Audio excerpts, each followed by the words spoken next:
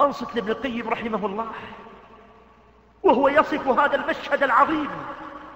وهذا اللقاء الكبير بين أولياء الله وبين الله سبحانه ليروا وجه العظيم جل جلاله. اسمع وتخيل نفسك معهم، عسى الله أن يجعلني وإياك منهم. يقول ابن القيم رحمه الله: وإن سألت عن يوم المزيد وزيارة العزيز الحميد ورؤية وجه الله المنزه عن التمثيل والتشبيه، كما تواتر عن الصادق المصدوق النقل فيه، أن المنادي ينادي: يا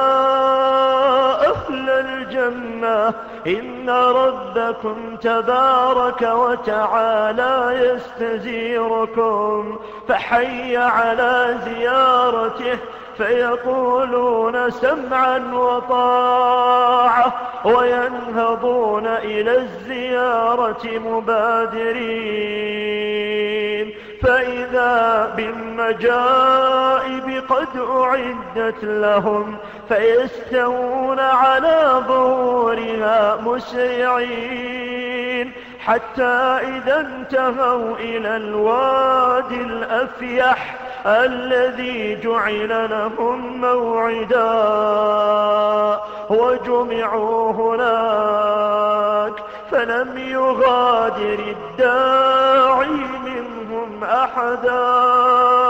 أمر الرب تعالى بكرسيه فنصب هناك، ثم نصبت لهم منابر من نور ومنابر من لؤلؤ ومنابر من زبرجد ومنابر من ذهب ومنابر من فضة، وجلس أدناهم، وحاشاهم أن يكون فيهم دني على كثبان المسك، حتى إذا استقرت بهم مجالسهم واطمأنت بهم أماكنهم، نادى المنادي: يا أهل الجنة إن لكم عند الله موعدا يريد أن ينجزكموه. يا أهل الجنة إن لكم عند الله موعدا يريد أن ينجزكموه، فيقولون ما هو ألم يبيض وجوهنا، ألم يثقل موازيننا، ألم يدخلنا الجنة ويزحزحنا عن النار.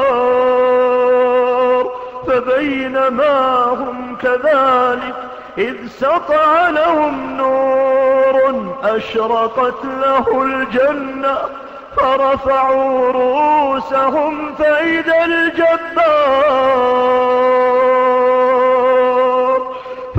الجبار جل جلاله قد أشرق عليهم من فوقهم، وقال: يا أهل الجنة، فإذا الجبار جل جلاله قد أشرف عليهم من فوقهم، وقال: يا أهل الجنة سلام عليكم، يا أهل الجنة سلام عليكم، ويتجلى لهم الرب يضحك سبحانه وتعالى،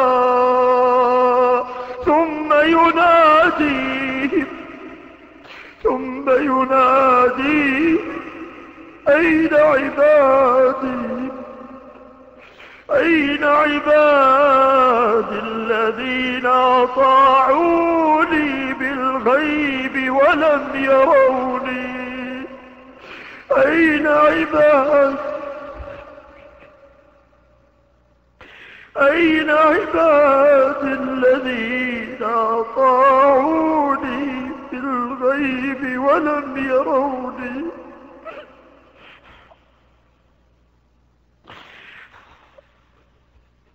هذا يوم المزيد،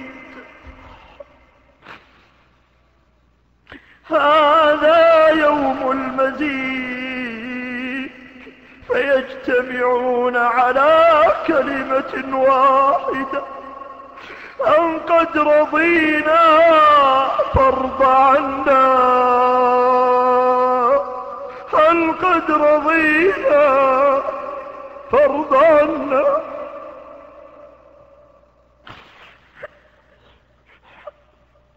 فيقول الله سبحانه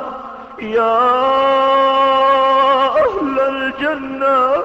إني لو لم أرض عنكم لم أسكنكم جنتي، هذا يوم المزيد فاسألوني. فيجتمعون على كلمة واحدة أرنا وجهك ننظر إليه، أرنا وجهك ننظر إليه، أرنا وجهك ننظر إليه. فيكشف لهم الرب جل جلاله الحجب ويتجلى لهم فيغشاهم من نور ما لولا أن الله تعالى قضى ألا يحترقوا لاحترقوا. ولا يبقى في ذلك المجلس أحد إلا حاضره ربه محاضرة، حتى إنه يقول يا فلان أتذكر يوم فعلت كذا وكذا، يا فلان أتذكر يوم فعلت كذا وكذا، يذكره ببعض غمراته في الدنيا فيقول يا رب ألم تغفر لي، فيقول بلى بلى بمغفرتي بلغت منزلتك هذه.